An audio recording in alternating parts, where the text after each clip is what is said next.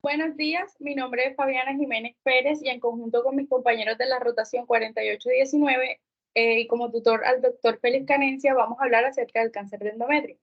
El cáncer de endometrio pues va a ser la segunda causa de neoplasia ginecológica a nivel mundial. Se estima que en Colombia el carcinoma va a representar la tercera causa de muerte por cáncer, por tanto pues esta se define como una neoplasia glandular maligna que se va a originar en el endometrio. Generalmente, pues esta parece estar relacionada con una estimulación estrogénica crónica del endometrio que no está contrabalanceada. Todo esto se da por una fuente de estrógenos endógenos o exógenos. Cada año se diagnostican a 287.000 mujeres en el mundo con esta enfermedad. Aquí debemos tener en cuenta que vamos a tener factores de riesgo que, por ejemplo, la obesidad y la edad avanzada, que van a incrementar la prevalencia de este carcinoma. Probablemente pues esta va a aumentar en una forma muy correspondiente como lo vamos a ver más adelante. Afortunadamente pues todos estos pacientes casi siempre buscan atención desde el principio por causa de una hemorragia vaginal y pues la biopsia endometrial se va a tener como un diagnóstico rápido.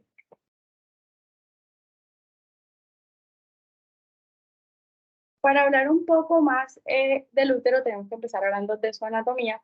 Este es un órgano muscular que va a tener unas paredes gruesas que van a tener una forma triangular invertida, va a estar ubicado entre la vejiga y la pared anterior del recto. El útero va a ser relativamente móvil y pues se va a comunicar por encima y a cada lado con las trompas uterinas y por debajo con la vagina. Su tamaño y forma van a variar pues en condiciones normales dependiendo de la edad y los diferentes estados fisiológicos. Es decir, si la paciente está menstruando o está en embarazo. También tiene mucho que ver la historia reproductiva. Se dice que en mujeres nulíparas el tamaño de aproximadamente de 7 a 8 centímetros de largo, de 4 a 5 centímetros de ancho y tiene un espesor de 2 a 2,5 centímetros.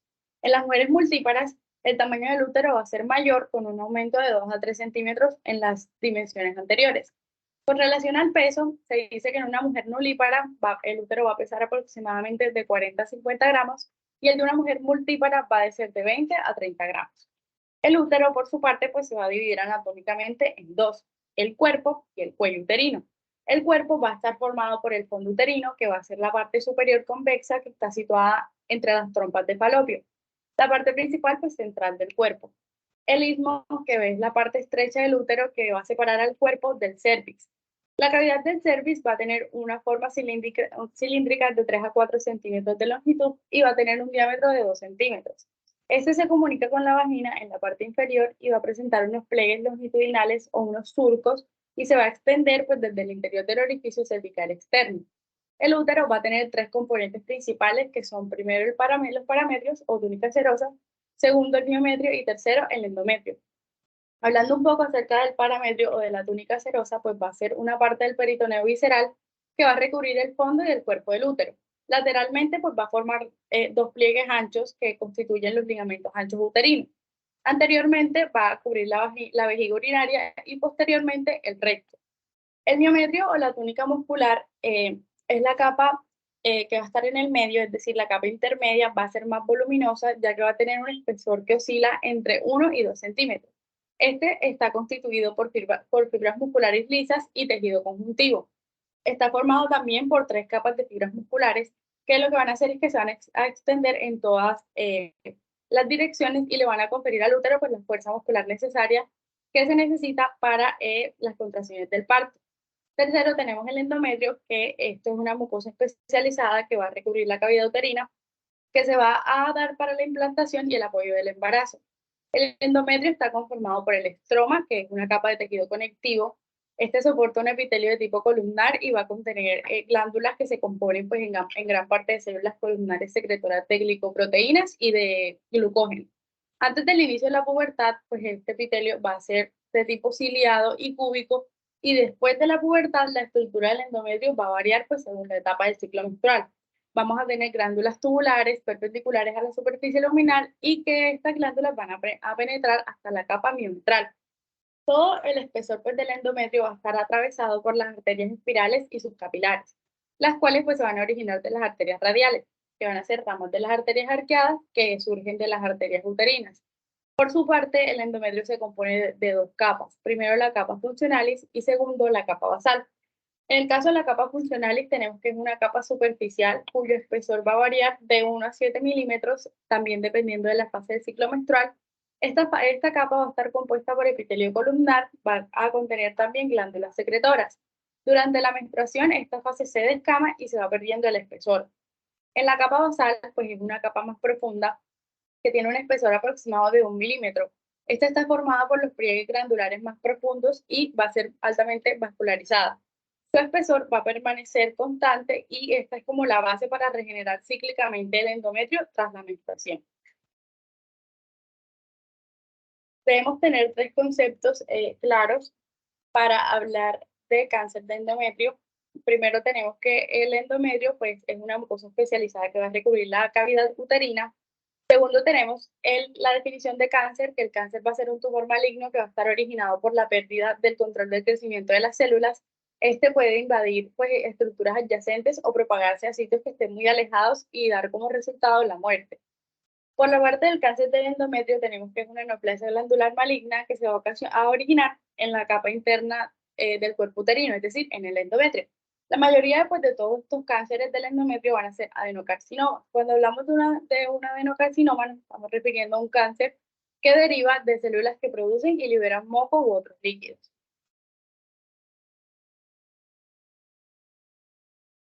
El cáncer de endometrio es la segunda causa de neoplasia ginecológica a nivel mundial y va a tener una incidencia 6 veces mayor en países desarrollados que en los menos desarrollados. Esta pues se considera la primera causa ginecológica en Estados Unidos. Todo esto pues se sustenta por el Instituto Nacional de Cáncer, el cual mencionó pues que en los Estados Unidos esta es la neoplasia maligna más común. Con un número estimado de casos y mortalidad por cáncer en el cuerpo del útero, que incluye también el endometrio de 66.200 casos nuevos para el 2023 y una mortalidad de 13.030 mujeres para el 2023. Estas cifras nos indican pues, que los casos han ido aumentando a medida que van aumentando los factores de riesgo en la población. Dichos factores de riesgo, pues, tales como la obesidad, la terapia estrogénica sin el uso de gestágenos en la posmenopausia, y también el uso del tamoxifeno como tratamiento adyuvante para el cáncer de mama.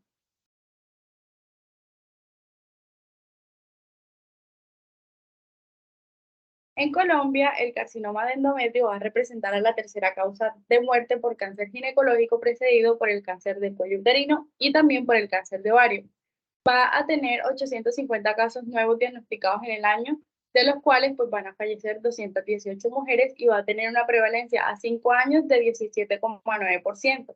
Todos estos datos calculados por el Instituto Nacional de Cancerología se basan en los datos suministrados por el DANE, que sería el Departamento Administrativo Nacional de la Estadística, donde se señalan 771 casos nuevos de cáncer de cuerpo uterino, con una tasa ajustada por edad de incidencia de 3,5 casos por cada 100.000 mujeres al año, y una tasa ajustada por edad de mortalidad de 0,8 por 100.000 mujeres al año.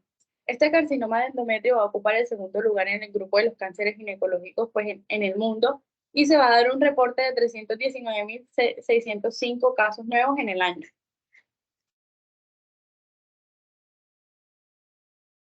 Se han descrito pues, distintos factores de riesgo para el desarrollo de este carcinoma o este trastorno, y en general pues, la mayor parte de estos factores se va a relacionar con con la creación directa o indirecta de algún ambiente estrogénico de manera excesiva. De estos, pues tenemos primeramente a la obesidad, que esta es la causa más frecuente de producción endógena exagerada de estrógeno. El exceso de tejido adiposo lo que va a hacer es que va a aumentar la aromatización periférica de la andostenidona en estrona. En las mujeres premenopáusicas, pues las concentraciones altas de estrona van a desencadenar una retroalimentación anormal en el eje hipotálamo hipófisis ovario. Todo este resultado clínico va a ser una oligoovulación o una anovulación. Y si bien sabemos, pues en ausencia de ovulación, el endometrio se va a encontrar expuesto a un estímulo estrogénico casi constante que no va a tener un efecto progestacional ulterior, y pues no va a haber una hemorragia menstrual por mecanismo de supresión. También tenemos el tratamiento estrogénico sin oposición, que este pues es el siguiente factor estimulante potencial en importancia. Afortunadamente, el potencial maligno del estrógeno administrado en forma continua y lineal o secuencial se reconoció hace muchísimo tiempo, hace más de 30 años, y en la actualidad pues va a ser muy raro encontrar una mujer cuyo útero se haya sometido pues, a estos estrógenos sin oposición por muchos años. En lugar de eso, pues lo que se hace es que se prescribe un tratamiento hormonal combinado con estrógeno y también con progestina para las mujeres que están en la etapa de posmenopausia y pues que conservan el útero también. Todo esto con el fin de reducir el riesgo de cáncer endometrial. Tercero, tenemos el tamoxifeno, que este va a incrementar entre 2 y 3 veces más el riesgo de padecer cáncer endometrial, porque este tiene un efecto estrogénico moderado sin oposición pues, sobre el endometrio. El riesgo también aumenta pues, de forma lineal con la duración del tratamiento y las dosis acumulativas que le suministren al paciente. La mayor parte de los datos pues, sugieren que los cánceres endometriales que se desarrollan en pacientes que reciben tratamiento con tamoxifeno van a tener la misma distribución en la etapa, el grado y el pronóstico que en las que no son usuarios del tamoxifeno.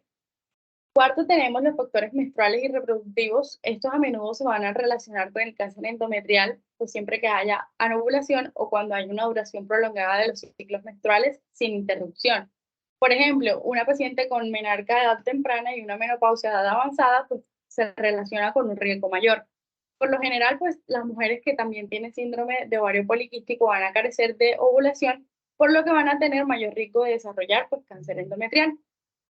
Por último, tenemos el síndrome de Lynch, que este es un síndrome autosómico dominante y va a ser el resultado principalmente pues, de mutaciones en los genes de reparación de desigualdades MLH1 y MSH2.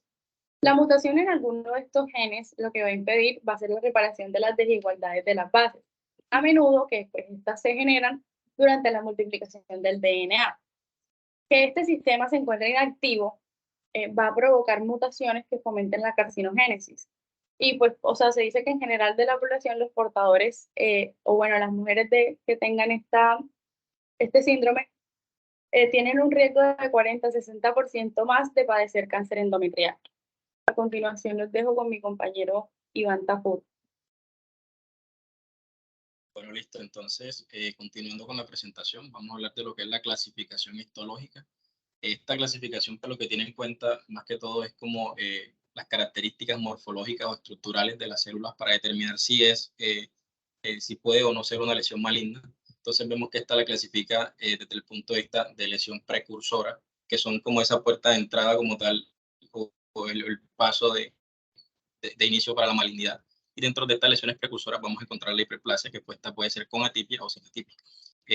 Dentro ya de las lesiones cancerosas o que tienen riesgo de malignidad, vamos a encontrar lo que es el carcinoma en el endometrio, que dentro de este carcinoma de endometrio vamos a encontrar lo que es el carcinoma endometrioide.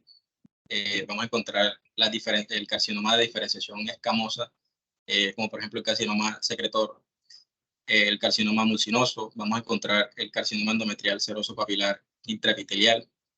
Vamos a encontrar también los tumores neuroendocrinos, como por ejemplo el tumor neuroendocrino de bajo grado carcinoide. También podemos encontrar el tumor neuroendocrino de alto grado. Bien, entonces,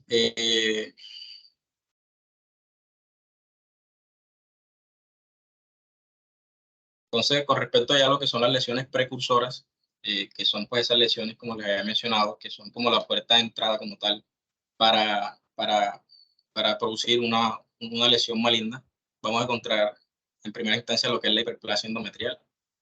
Cuando definimos la hiperplasia endometrial, vemos que esta es una proliferación anormal de las glándulas endometriales y cuenta pues con continuos cambios morfológicos que van desde la hiperplasia simple hasta un carcinoma invasor.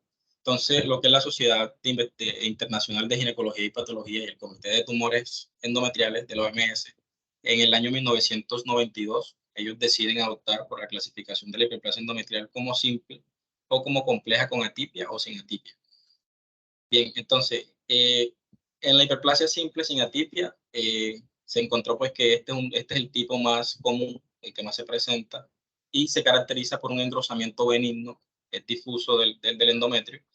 Histológicamente, pues, se caracteriza por un aumento como tal en el tamaño y la dilatación de las glándulas endometriales, y esto se debe básicamente por el hacinamiento y la complejitud de las glándulas. Va a ser mínima, y pues, va a tener una progresión a malignidad que es menos de 2%. O sea que es muy raro como tal que progrese a un carcinoma endometrial. En el otro grupo va a estar la hiperplasia compleja, que estas van a presentar anormalidades en su estructura que van a estar marcadas, que se van a caracterizar por un engrosamiento de endometrial debido pues, a un aumento como tal en el número y el hacinamiento de las glándulas endometriales. Estas glándulas van a tener un contorno que son irregulares y el espacio de electromas van a estar marcadamente disminuidos. Vemos que la hiperplasia compleja sin atipia va a tener un riesgo o una tasa de transformarse a malignidad de un 3%, mientras que la hiperplasia con atipia, esta sí va a tener un riesgo de progresión que es del 14 al 57% de malignidad. Otro dato así importante es a tener en cuenta es que la hiperplasia sin atipia, su característica esencial es ese crecimiento de la proporción de la glándula electrón, y hay una variedad en forma, el tamaño, hay una variedad de la forma del tamaño glandular y puede estar dilatada, y estas lesiones pues se deben a una estimulación estrogénica persistente en el endometrio y solo presentan o progresan a carcinoma endometrial en un aproximado de un 3%, como ya les había mencionado. Con respecto pues, a estas muestras histológicas, que como tal pues, lo que se observa al momento de estudiar este tipo de patología, esto pues, básicamente nos muestra un epitelio, un endometrio proliferativo normal, que pues lo vamos a comparar con los diferentes tipos de endometrios anormales o hiperplásicos.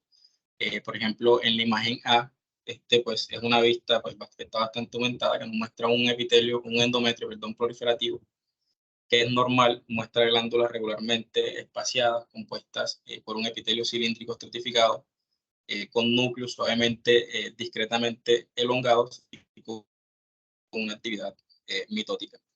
La imagen B muestra una hiperplasia simple, las glándulas pues están discretamente apiladas y de manera típica presentan forma tubular normal o alteraciones mínimas como tal en la forma de la glándula. Y los núcleos son suaves. La imagen C, pues en este caso las glándulas están solamente discretamente apiladas, pero pues algunas glándulas como la discreta en la vista de alto poder, o sea, de bastante aumento, tiene una tipia nuclear caracterizada por un redondo como tal nuclear y núcleos visibles. La tipia citológica acompaña la hiperplasia compleja con mayor frecuencia que la hiperplasia simple.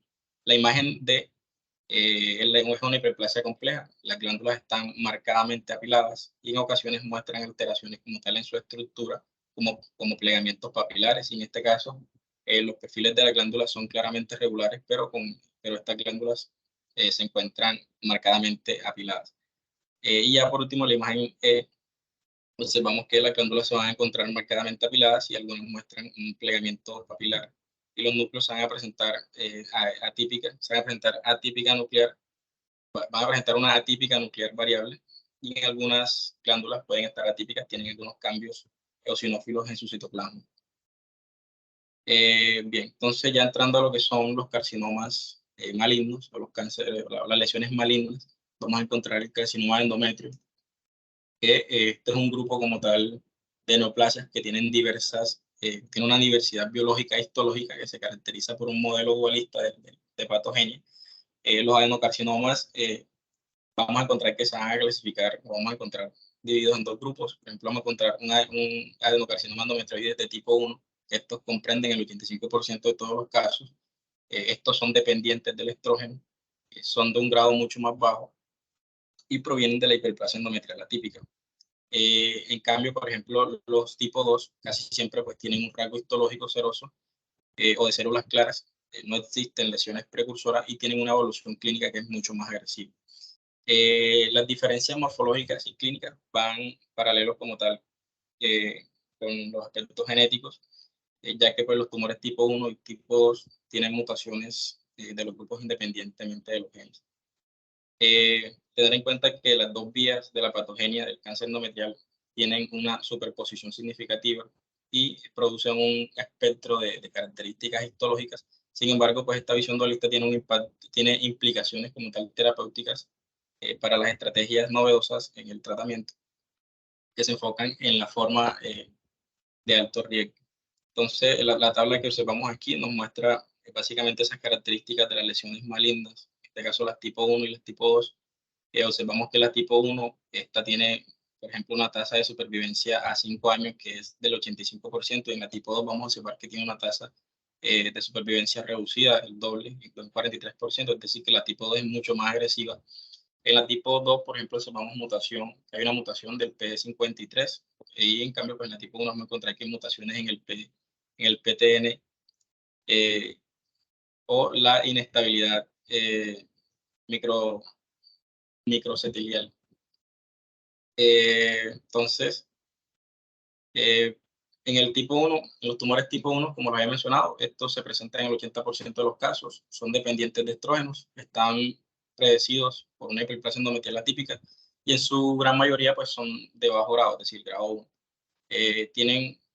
Usualmente se presenta en un ambiente rico de estrógenos, por ejemplo, es muy frecuente, se presenta muy frecuente en pacientes obesas, premenopáusicas y perimenopáusicas, y presentan un buen pronóstico. Entonces, los tipo 2, vamos a observar que estos no están vinculados como tal con los estrógenos, se presentan en un endometrio atrófico probablemente antecedido por un carcinoma intraepitelial de endometrio, y son de histopatología no endometrioide. Su característica, su mayoría, la mayoría de los carcinomas tipo 2 pues son predecidos por el carcinoma de células claras y serosas. Estas pacientes, ¿cuáles son las pacientes pues, que más van, por así decirlo, a presentar este tipo de tumores? Por ejemplo, pacientes que están en edad avanzadas, pacientes posmenopáusicas. Los tumores pues son de alto grado, grado 2 y grado 3, es decir, que tienen una alta malignidad, y estos invaden profundamente el miometrio y presentan un pronóstico pues, que es bastante desfavorable. Entonces, con respecto al carcinoma endometrioide, vamos a encontrar que este tipo de tumores se va a presentar inclusive en un 75-80% de los casos, es decir, es bastante común. Este se deriva de un patrón glandular predominante del tumor, lo cual se asemeja al endometrio en fase proliferativa, es decir, es un endometrio hipertrófico o asociado con hiperplasia típica. El carcinoma se reconoce dentro del comportamiento endometrial por la presencia de al menos una de las siguientes características histológicas. Una sería que el paciente se encuentren lúmenes interconectados constituidos por hojas plegadas de epitelio neoplásico. Dos es que tengan bordes glandulares angulados con un adelgazamiento irregular. Y tres es que tengan un modelo cribiforme de las glándulas o un área sólida del epitelio glandular. La edad promedio para por así decirlo, de predisposición para este tipo de tumores es la edad de 65 años. Por ejemplo, en la imagen A, pues observamos una fotografía de un útero con adenocarcinoma endometrioide. El tumor pues se observa y además pues invade también las paredes endometriales. Estos adenocarcinomas tienen una característica, o una clasificación pues, que tienen ellos, es que o se clasifican dependiendo de la profundidad de la invasión y el grado tumoral. De hecho, la FIGO es la que es la que clasifica esta extensión, esta invasión. Vemos que él lo clasifica, la FIGO lo clasifica en 3 grados. Observamos la lesión grado 1, que son lesiones que son bien diferenciadas. A menudo pues están relacionadas con el exceso de estrógenos, se asemejan mucho a la hiperplasia endometrial y por lo general pues se asocian con un pronóstico favorable. Se le considera que tiene menos de 5% de crecimiento sólido. El grado 2 pues son moderadamente diferenciados y tienen un pronóstico intermedio. Y el crecimiento sólido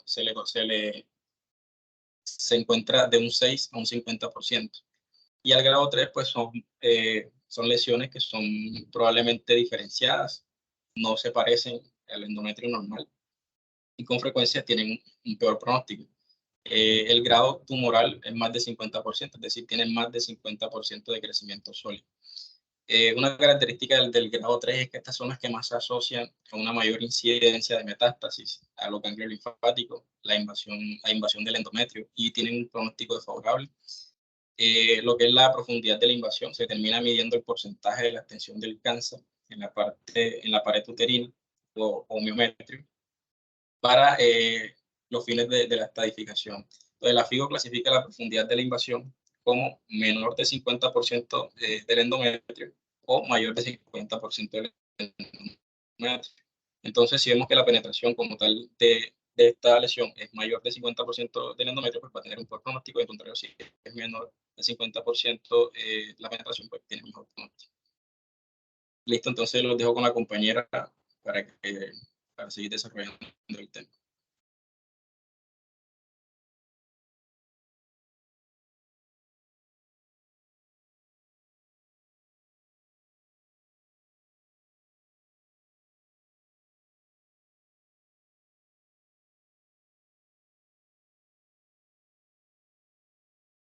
Diana, tienes el micro apagado. Bueno, primero vamos a comenzar con el carcinoma seroso papilar y el de células claras. Estos ya vienen siendo adenocarcinomas tipo 2.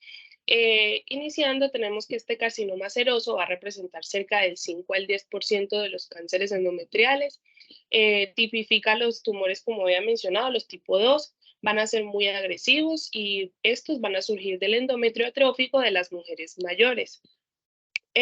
Los núcleos generalmente van a ser grandes, van a ser macronúcleos, van a ser de alto grado, con un marcado pleomorfismo y van a tener cambios hipercromáticos. Aquí en este carcinoma seroso se va a dar lo que es la mitosis, van a ser numerosas y van a ser anormales. Los cuerpos del panorama se van a encontrar en aproximadamente el 25% de los casos, y un gran porcentaje de estos casos van a presentar una invasión linfovascular y van a tener también una invasión profunda del miometrio. Por lo general, va a existir un patrón complejo de crecimiento papilar con células que van a presentar una tipia nuclear marcada, y a menudo este es denominado carcinoma seroso papilar uterino, donde su apariencia histológica va a ser similar a la del cáncer ovárico, y en un 30% de las pacientes se encuentran cuerpos de los mismos. Tenemos que a simple vista, como podemos observar en las diapositivas, este tumor va a ser exofítico, va a tener una apariencia papilar, va a surgir de un útero pequeño y atrófico. En ocasiones estos tumores se van a confinar dentro de un pólipo y pues no hay evidencia de diseminación.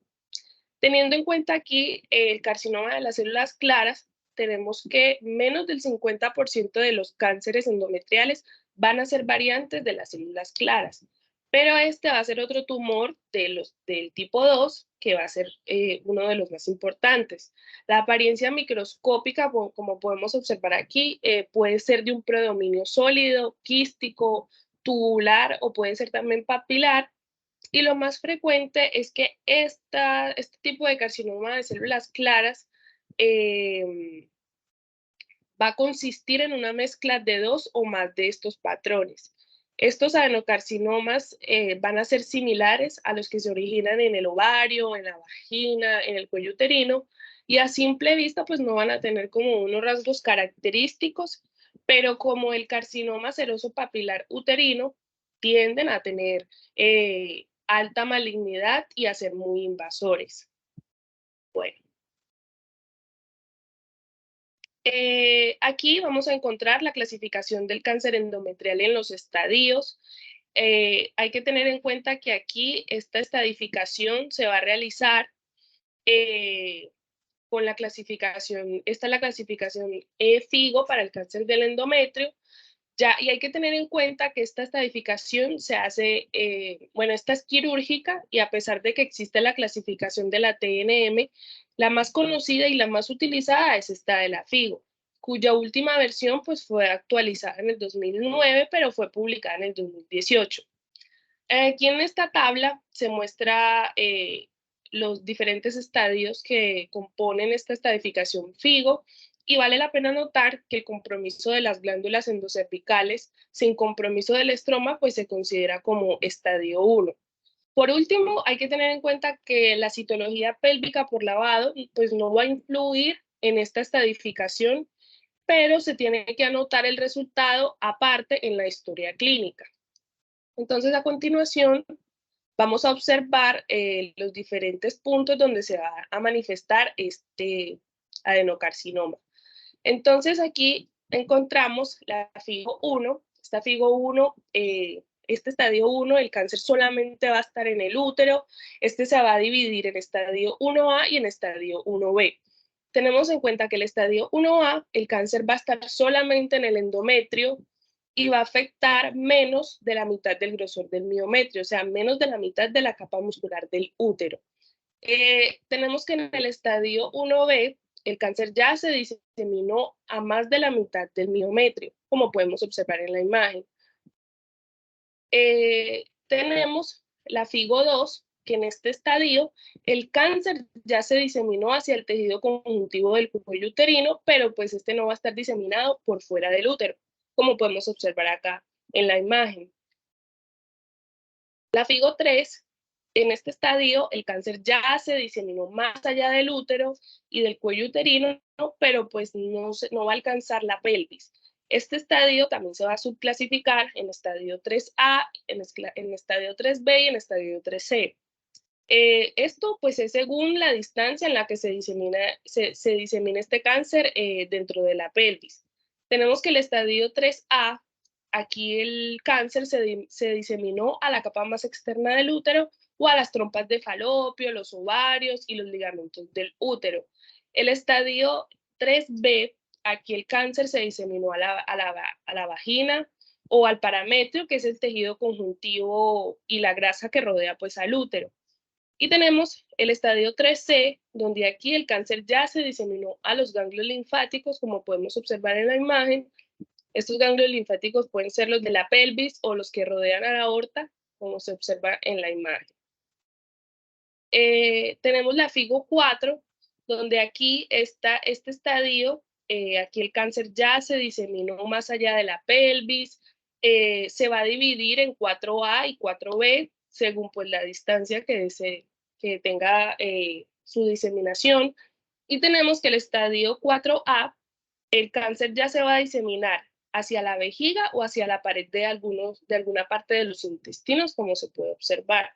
Y el estadio 4B, aquí este ya se diseminó a otras partes del cuerpo, este ya es más allá de la pelvis, incluso el abdomen o los ganglios linfáticos de la ingle. Hay que tener en cuenta que estas vías de diseminación puede ser por vía linfática o por vía de los vasos sanguíneos. Entonces, pues hay que tener en cuenta este punto, este estadio ya es muy complejo. Entonces, bueno. A continuación, los dejo con mi compañera María Paula Cárdenas.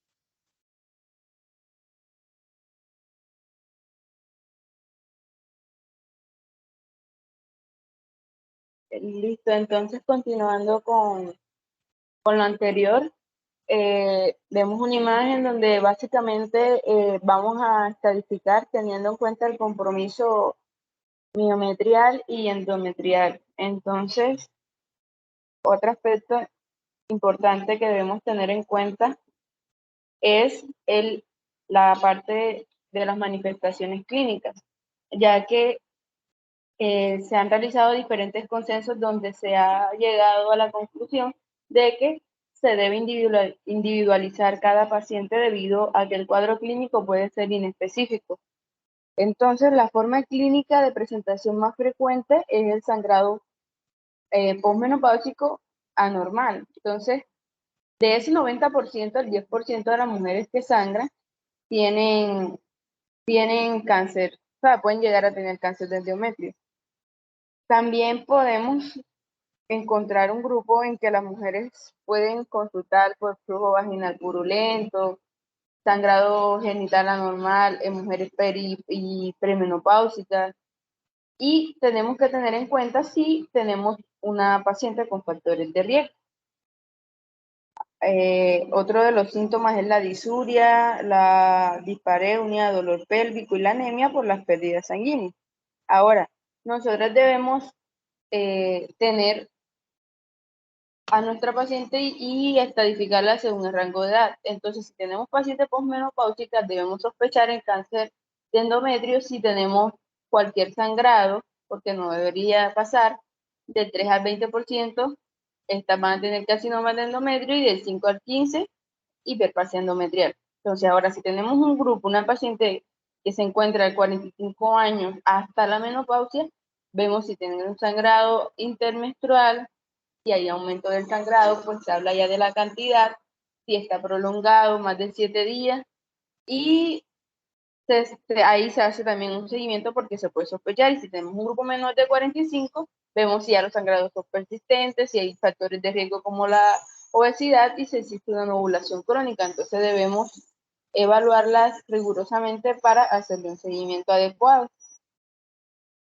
Acá es importante destacar que la gravedad de la hemorragia vaginal no se correlaciona con el riesgo de malignidad, pero el incremento de la edad y el sangrado vaginal están fuertemente relacionados con el riesgo de malignidad. Entonces es algo que debemos tener muy en cuenta porque son casos muy comunes. Ahora, la parte del diagnóstico. ¿Cómo nosotros llegamos a tener el diagnóstico de esta paciente desde el punto de vista clínico? Pues es una ayuda.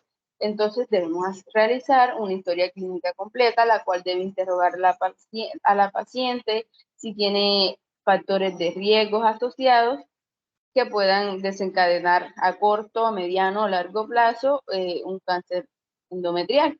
Entonces, acá en este estudio, en la presentación, tenemos que con la letra azul, la evidencia, la letra verde, las recomendaciones, y la letra color piel va a ser el punto de buena práctica. Entonces son criterios que debemos tener en cuenta nosotros para enfocar el diagnóstico básicamente.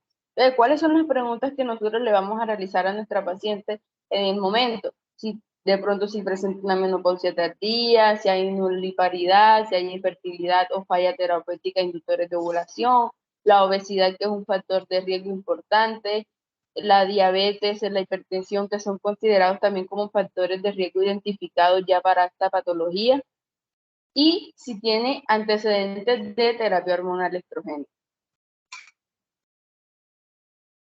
Si están, todos estos factores están clasificados en la parte de, quiere decir que mediante estudios se ha identificado su evidencia científica básicamente en el impacto de esta enfermedad.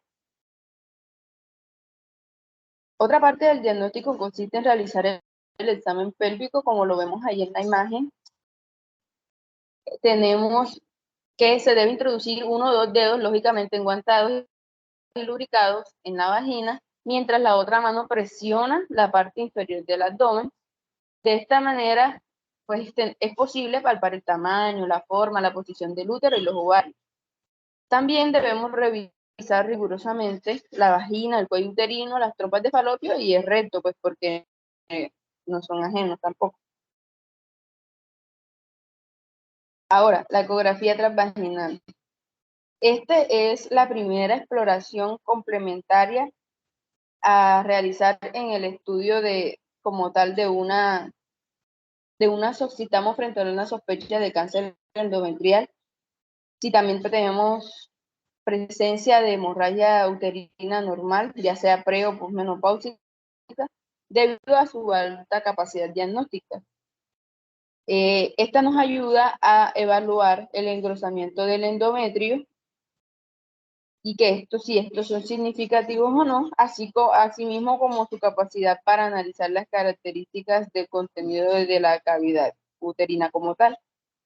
De este estudio se puede decir que, teniendo en cuenta la invasión endometrial, tiene una sensibilidad de 50 a 100% y especificidad entre el 65 y 100%.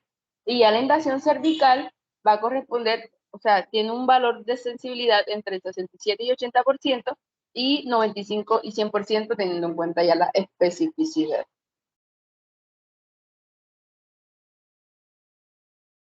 Esto es lo que les mencionaba, la especificidad de este estudio. Es importante destacar el TAT y la resonancia magnética, aunque todavía no se ha evaluado en sí cuál es la de mejor uso, pero se dice que, pues, teniendo en cuenta la invasión miometrial, la resonancia magnética presenta un 50 a un 100% y en especificidad de un 25 a un 100%. La parte ya de la invasión cervical varían un poco más los valores, entre un 56 y 100% para sensibilidad y 92 a 100% para especificidad. Teniendo en cuenta esto, el TAC frente a la resonancia magnética presenta mejor utilidad para el diagnóstico de esta con estos valores que vemos ahí para no extendernos. Entonces,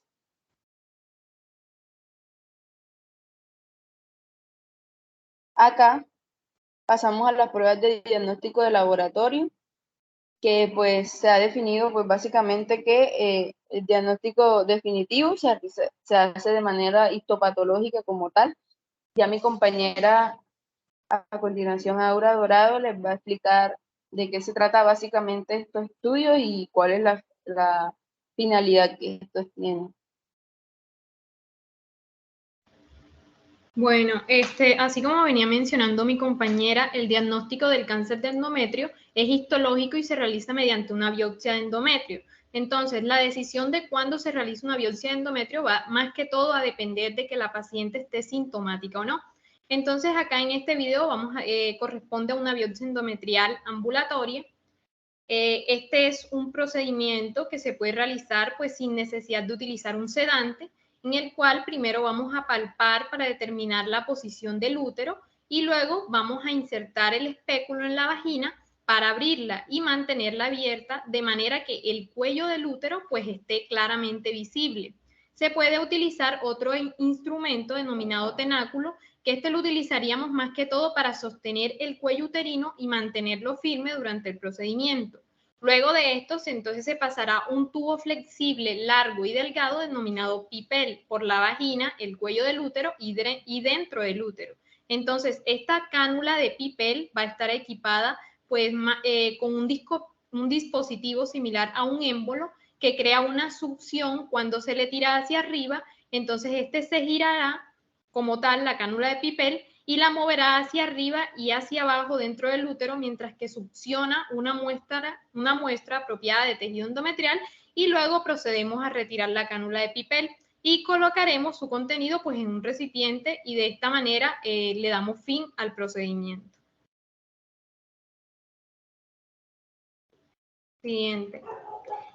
Bueno, como tal, en el legrado uterino fraccionado vamos a tener que si la muestra de la biopsia endometrial pues no nos proporciona suficiente tejido o si la biopsia sugiere pues cáncer pero los resultados son confusos, deberá entonces efectuarse una dilatación y un legrado.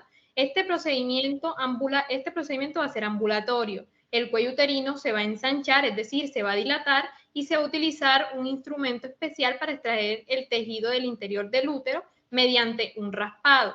Esto se puede hacer con o sin histeroscopia. Entonces, debemos tener en cuenta que este procedimiento demora aproximadamente 1 hora y puede requerir de anestesia general, es decir, de medicamentos que inducen a un sueño profundo o de una sedación consciente, en el cual vamos a administrar medicamentos en una vena para producir somnolencia, ya sea anestesia local inyectada en el cuello uterino o anestesia espinal o epidural. Generalmente se realiza una dilatación y un legrado en un área quirúrgica ambulatoria, ya sea una clínica o un hospital. Y la mayoría de las mujeres que experimentan algo de molestia, lógicamente después de este procedimiento. Con respecto a la histeroscopia, pues vamos a tener que este procedimiento se va a realizar en los casos en que la paciente tenga un sangrado uterino anormal, que se haya tomado pues una biopsia con un resultado benigno insuficiente y que tenga como ventaja visualizar la muestra. Bueno, entonces los dejo con mi compañero Jorge.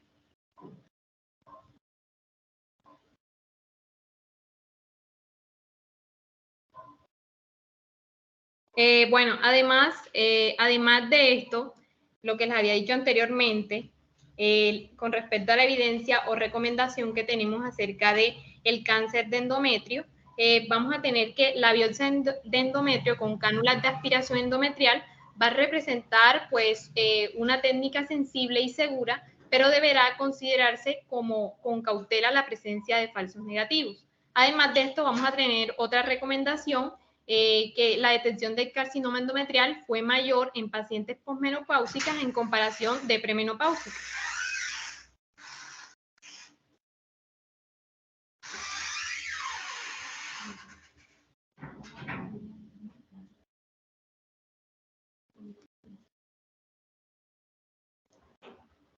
Bueno, ahora sí los dejo con mi compañero Jorge.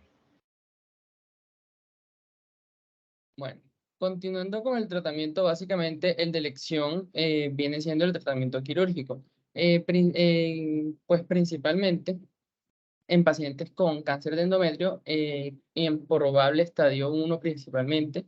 La cirugía estándar básicamente viene siendo una histerectomía total, pues incluyendo todos los anexos y pues el tejido circundante al útero.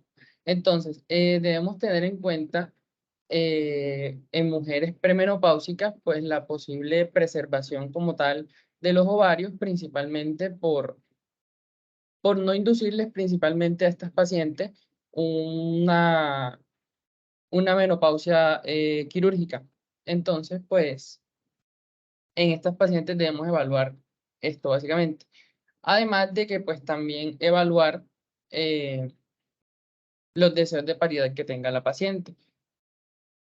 Entonces, la vía como tal de, pues, de realización de la cirugía puede ser abierta o mínimamente invasiva o por laparoscópica, básicamente. Entonces, las dos vías de tratamiento vienen siendo, pues tienen la misma finalidad, que es como tal extirpar y sacar pues todo el útero con sus anexos y pues el tejido circundante, por lo que entonces no tiene como tal, a nivel del tratamiento de la patología, un beneficio propio. Pero pues sí, por decirlo así, tenemos que la laparoscopia o cirugía mínimamente invasiva es pues más cómodo o más, pues es más óptimo su uso en cuanto a pues la comodidad del paciente, teniendo en cuenta que pues aquí tiene, por decirlo así, menos complicaciones y efectos adversos posoperatorios, además de que pues la estancia hospitalaria de la paciente pues vendría siendo menor. Entonces, la cirugía estratificadora del cáncer de endometrio tenemos que es la histerectomía total con salpingoforectomía bilateral, cirugía, también citología pélvica por lavado y linfoadenotomía pélvica y paraórtica. Estas últimas teniendo en cuenta si la paciente tiene o no factores de riesgo pues, de cáncer de endometrio, que pues, es algo que explicaré más adelante. Entonces, tenemos el tratamiento quirúrgico según el estadio clínico en el que se encuentra el cáncer. Entonces, tenemos que si estamos en estadio 1 y en estadio histológico G1, G2, se le realiza la histerectomía con salpingofrectomía bilateral y se tiene en cuenta el ganglio centinela en caso dado de que la paciente tenga o no factores de riesgo. Y en caso de que histológicamente se encuentre en estadio G3, se va a realizar la histerectomía con salpingoforectomía bilateral y asimismo la linfadenectomía pélvica y paraórtica pues, por lo mismo, teniendo en cuenta el ganglio centinela. También tenemos que en cuanto al estadio 1B, y independientemente en el estadio histológico que encontremos, se va a realizar igualmente la histerectomía con salpingoforectomía bilateral y linfadenectomía pélvica y paraórtica. Con esto con el fin de evitar que dichas pacientes que, pues, por decirlo así, tenían a nivel del endometrio el cáncer un tanto avanzado, vayan a pues tener en un futuro repercusiones metastásicas a nivel de los ganglios paraxiales o en su defecto tejido circundante o pues metástasis sistémica. En cuanto al estadio, pues según la FIGO, cáncer en estadio 2 se le realizará histerectomía radical con salpingoforectomía bilateral y asimismo la linfadectomía pélvica y paraórtica. De ese modo, pacientes que se encuentren en estadio 3 se va a hacer igualmente una histerectomía total radical y asimismo vamos a tener en cuenta la mayor reducción de los tejidos circundantes. Y ya en estadio 4 vamos a determinar si está en 4A, se va a realizar de la misma forma, y si en estadio B vamos a pues tener en cuenta el tratamiento sistémico paliativo principalmente, teniendo en cuenta el grado de afectación de la paciente. Bueno, en cuanto a las técnicas quirúrgicas, el procedimiento a realizar de elección, como ya les he venido diciendo, es la histerectomía, la cual consiste en la extirpación del útero mediante cirugía, y en caso de que pues, sea una histerectomía total, se va a extirpar como tal por completo el útero junto con el cuello y pues todos sus tejidos anexos, como lo son las trompas y los ovarios y los ligamentos, básicamente. Entonces, en caso de que la histerectomía pues, sea con salpingofrectomía, que es la extirpación de las trompas y los ovarios, esta puede ser de dos opciones. Bien sea unilateral si se extirpa solamente de un solo lado, o bilateral si se extirpan pues ambos trompas y ambos ovarios. Y ya la histerectomía radical, que es como tal la extirpación de pues todo el aparato reproductor básicamente, que puede realizarse por dos vías de incisión, como si pues se realizara una cesárea, bien sea transversal baja o la incisión vertical. Bueno, también tenemos que aparte de la cirugía, se le puede al paciente recomendar el tratamiento adyuvante a cáncer de endometrio como pues a cualquier cáncer. Entonces, también vamos a tener en cuenta el estadio según la FIGO y el grado histológico en el que se encuentra el cáncer.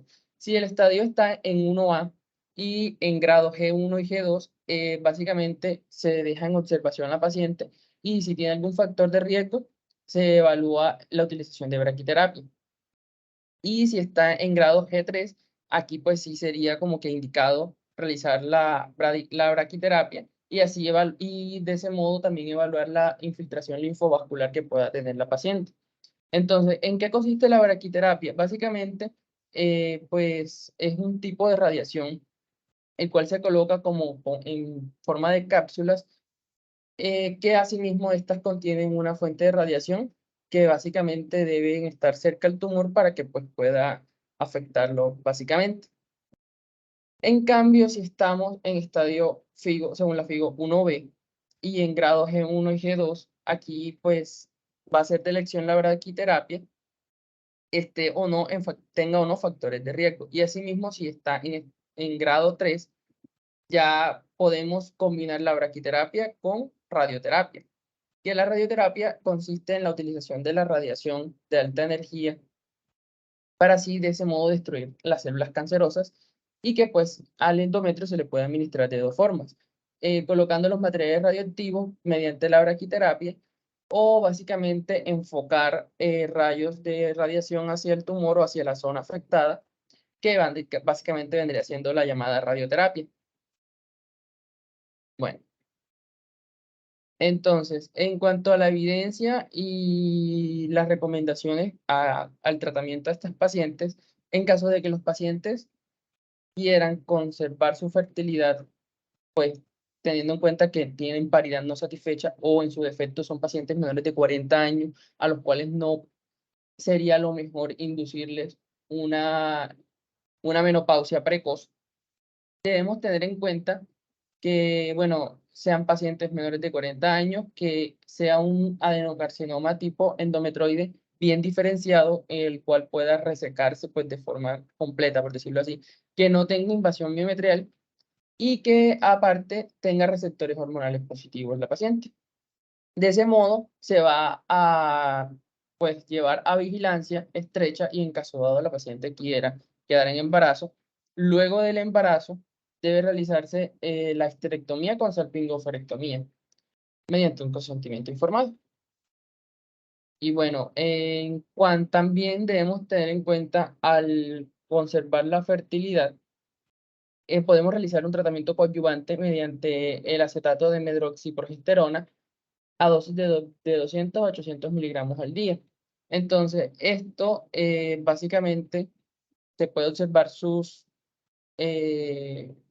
acción al menos en 3 meses y pues debe seguir evaluándose como tal la calidad del endometrio. Entonces, si hay respuesta al tratamiento, debe continuarse por otros 3 meses y si no, pues ya debe realizarse como tal el tratamiento quirúrgico definitivo, que vendría siendo la esterectomía. Entonces, también debemos tener en cuenta que el mecanismo de acción del acetato de medroxiprogesterona es realizar una acción antiestrogénica o antiandrogénica, que básicamente lo que hace es inhibir la secreción de gonadotropina hipoficiaria con la consiguiente inhibición de la maduración folicular y de la ovulación.